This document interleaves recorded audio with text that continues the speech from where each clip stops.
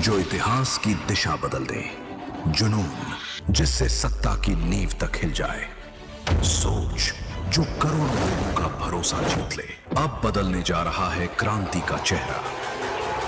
नया रूप, नया तेवर, नया जुनून। न्यूज 7 हिंदी, राष्ट्र प्रथम। रायबरेली में स्वतंत्रता दिवस के अवसर पर शहीद स्मारक पर ध्वजारोहण कार्यक्रम आयोजित किया गया, जिसमें स्कूली बच्चों और स्वतंत्रता सेनानी परिवारों को सम्मानित किया गया। इस दौरान कैबिनेट मंत्री मनोज कुमार पांडेय ने प्रधानमंत्री नरेंद्र मोदी के उस बयान का समर्थन किया जिसमें हथियारबंद नक्सलवाद के बाद वैचारिक स्तर की चुनौतियों से निपटने की बात कही गई है। मंत्री ने कहा है कि देश ने हथियारबंद नक्सलवाद और आतंकवाद के खिलाफ बड़ी सफलता हासिल की, लेकिन अब वैचारिक स्तर पर सामने आने वाली चुनौतियों से भी मजबूती के साथ निपटने की जरूरत है। उन्होंने नेता प्रतिपक्ष राहुल गांधी को संवैधानिक पद की गरिमा बनाए रखने की नसीहत दी। मंत्री ने कहा कि विपक्ष को दलहित से ऊपर उठकर देशहित में सोचना चाहिए। स्पष्ट कहा है कि भारत की एकता और अखंडता से किसी भी स्तर पर समझौता नहीं किया जा सकता। कार्यक्रम के दौरान शहीदों के बलिदान को नमन करते हुए देश की एकता और अखंडता को मजबूत करने का संकल्प भी लिया गया।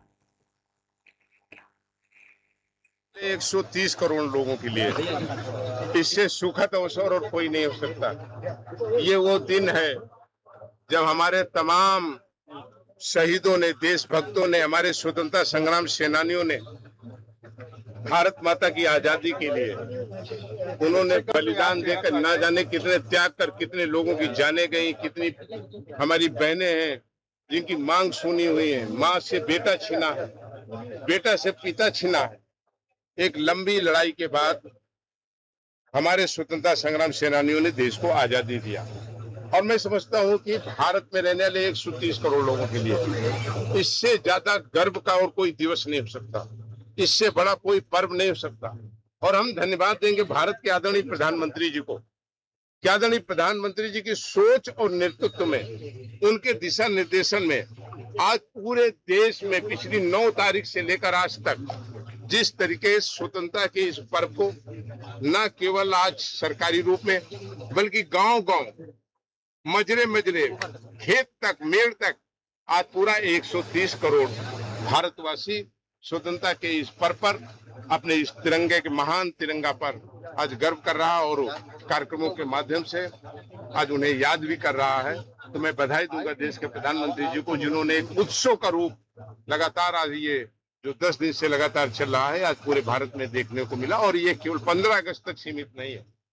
हमने कहा कि तिरंगा हमारी प्रातः, हमारी दोपहर है, हमारी रात्रि है, हमारा जन्म है, हमारा मोक्ष है, हमारी सोच है और हमें आगे बढ़ने के रास्ते भी हमारे यही दिखाते हैं। इसलिए हम अपने इस तिरंगा को नमन करते हैं और देश के लोगों को, प्रदेश के लोगों को, अपने ऊंचाहार और रायबरेली के लोगों को इस महान पर्व पर बहुत सारी बधाई और शुभकामनाएं देता हूं। मंत्री जी, प्रधानमंत्री ने आज मंच से कहा कि हथियार वाले नक्सली खत्म हो गए हैं, अब दिमागी नक्सली बचे हैं, इस पर क्या कहते हैं? देखिए, इससे हम आज इनकार नहीं कर सकते और सवाल है उन लोगों से जो सवाल उठाते हैं, क्या देश 2 मुकाम पर नहीं लड़ा था?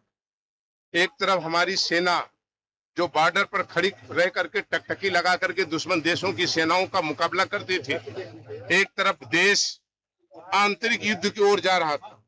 आतंकवाद और नक्सलवाद की परिस्थितियां ये थी कि कश्मीर जल रहा था, पंजाब आतंकवाद से जल रहा था, छत्तीसगढ़, मिजोरम जैसे तमाम राज्य नक्सल से जल रहे थे। देश 2 मुकाम पर लड़ रहा था। 55 साल सत्ता में रहने वाले लोग, क्या ये सच नहीं है कि इस नक्सल और आतंकवाद को बढ़ाने, प्रेरित करने का काम किया? ये क्या सच नहीं है कि नक्सल और आतंकवाद का जन्म कहां से हुआ? हम धन्यवाद देंगे भारत के आदरणीय लौह पुरुष गृह मंत्री आदरणीय अमित शाह जी को। न केवल उन्होंने नक्सल और आतंकवाद के खिलाफ भारत के प्रधानमंत्री जी की अगुवाई में संकल्प लिया, आज हम सीना ठोक करके हम भारत के लोग कहते हैं कि आदरणीय गृह मंत्री जी ने और भारत के प्रधानमंत्री जी के प्रेरणा से आज देश को नक्सल से लगभग मुक्त करने का काम किया है। ये सच है कि कुछ हथियार वाले नक्सली जो लोगों को निर्दोष लोगों की हत्या करते थे, उनसे तो आदरणीय गृह मंत्री जी ने छुटकारा दिलाया है, लेकिन दिमागी रूप से नक्सली जो देश की आजादी के समय भी अंग्रेजों की गुलामी करते थे और देश के खिलाफ मुखबरी करने का काम करते थे, उन्हें आज भी भारत की एकता अच्छी नहीं लगती, भारत की अखंडता अच्छी नहीं लगती और भारत का 130 करोड़ भारत का हिंदुस्तानी एक साथ न रहे वो उन्हें आज भी नहीं लगता।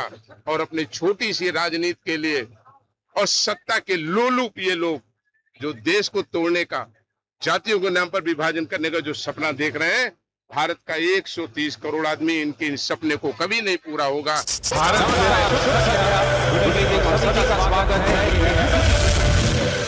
14 अगस्त से 6 सितंबर तक उत्तर प्रदेश में मनेगा अपना उत्सव और शुरुआत होगी यूपी G20 ओपनिंग कॉन्सर्ट से। शंकर महादेवन, जैस्मिन सैंडलर्स के live performance, drone show, laser show और opening match. Get your tickets on district by Zomato. मिलते हैं आपसे कान्हा स्टेडियम लखनऊ में।